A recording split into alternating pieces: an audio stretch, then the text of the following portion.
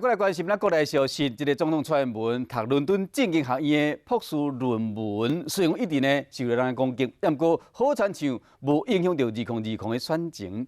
依照台湾民意基金会最新的民意调查显示，讲有49.7%的民众支持蔡总统，赢韩国瑜的27.9%真济。将近50%的民众嘛选择相信讲蔡总统的论文无问题。 争取2020连任，总统蔡英文面对国民党韩国瑜甲政府总统卢秀莲挑战，最新的民调出来，蔡总统是得到49.7%支持度，韩国瑜27.9%，卢秀莲是10.4%。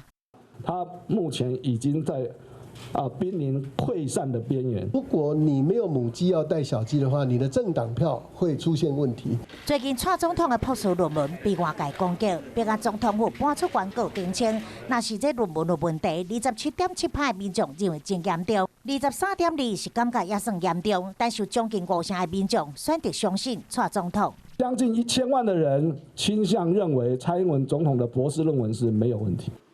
台湾民意基金会嘛进行民众认同的民调，有72.1%的民众感觉家己是台湾人，13.7%认为是台湾人，嘛是中国人，只有10.9%的民众感觉家己是中国人。另外一份联合报的民调，问到统独的立场，53%的民众希望永远维持现状。另外，台湾民众对中国政府印象感觉无好的比例是创下10当来新高，达到61%，感觉好的只有25%。不过对中国人民的印象是好，较大。 不好，这是台湾保卫台湾的最后一道共识。